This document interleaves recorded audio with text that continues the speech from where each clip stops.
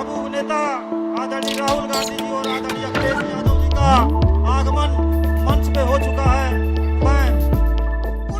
हरियाणा में विधानसभा चुनाव में हारने के बाद यूपी में समाजवादी पार्टी ने कांग्रेस को झटका दिया है। यूपी में होने वाले उपचुनाव से पहले समाजवादी पार्टी ने 10 विधानसभा सीटों में से 6 पर उम्मीदवार घोषित कर दिए हैं। इनमें 2 वे सीटें भी शामिल हैं जिन पर कांग्रेस सपा के साथ गठबंधन करके अपने उम्मीदवार उतारना चाहती थी। ऐसे में अब सवाल उठ रहा है कि जिस तरह लोकसभा चुनाव में गठबंधन के बाद सपा मुखिया अखिलेश यादव और कांग्रेस नेता राहुल गांधी यूपी के 2 लड़कों के तौर पर सामने आए थे, कि अब उनकी जोड़ी टूट गई। समाजवादी पार्टी ने 9 अक्टूबर को 6 उम्मीदवारों की लिस्ट जारी की, जिसमें तेज प्रताप यादव का नाम भी शामिल है। सपा ने मंझवा, कटेहरी, करहल, फूलपुर, सीसामऊ, मिल्कीपुर विधानसभा सीट से अपने उम्मीदवारों का नाम जारी कर दिया है। करहल से तेज प्रताप यादव, सीसामऊ से नसीम सोलंकी, फूलपुर से मुस्तफा सिद्दीकी, मिल्कीपुर से अजीत प्रसाद, कटेहरी से शोभावती वर्मा और मंझवा से डॉक्टर ज्योति बिंद को टिकट दिया गया। इनमें से सपा ने फूलपुर और मंझवा सीट पर प्रत्याशी उतार दिया है, जबकि कांग्रेस ने सपा से मांग की थी कि उसे वो सीटें दी जाएं जिन पर बीजेपी ने जीत हासिल की थी।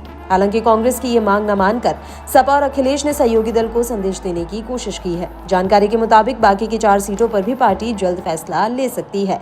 अब देखना दिलचस्प होगा कि बची 4 सीटों में से कांग्रेस के खाते में कितनी सीटें जाती हैं। कांग्रेस की तरफ से 5 सीटों की डिमांड की जा रही है, लेकिन हरियाणा चुनाव में हार के बाद अब उसकी ये डिमांड पूरी होती नहीं दिख रही है। जानकारी के मुताबिक अखिलेश यादव संभल की कुंदरकी और मुजफ्फरनगर की मीरापुर सीट पर भी प्रत्याशी की घोषणा करेंगे। इन दोनों सीटों पर संभावित प्रत्याशियों को तैयारी शुरू करने के लिए कहा गया है। समाजवादी पार्टी गाजियाबाद और खैर सीट कांग्रेस को गठबंधन के नाते दे सकती है। इन दोनों ही सीटों पर बीजेपी ने 2022 में जीत हासिल की थी। हालांकि कांग्रेस फूलपुर और मंझवा सीट पर दावेदारी कर रही थी। उधर कांग्रेस की तरफ से अभी इसको लेकर कोई टिप्पणी नहीं की गई है। कहा जा रहा है कि कांग्रेस वेट एंड वॉच की स्थिति में है।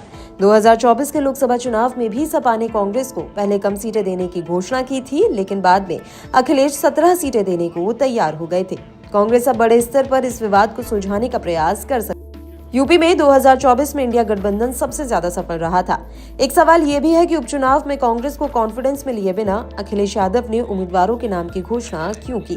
कहा जा रहा है कि अखिलेश हरियाणा में सीट न मिलने और महाराष्ट्र में पेच फंसने की वजह से ये दांव खेल चुके हैं। अखिलेश की पार्टी महाराष्ट्र में कम से कम 12 सीटों पर लड़ना चाहती है। हाल ही में पार्टी की तरफ से कांग्रेस को इस बाबत सूची दी गई। कांग्रेस ने अब तक इस पर सपा को कोई ठोस आश्वासन नहीं दिया है। ऐसे में सपा भी अपना दांव खेल रही है।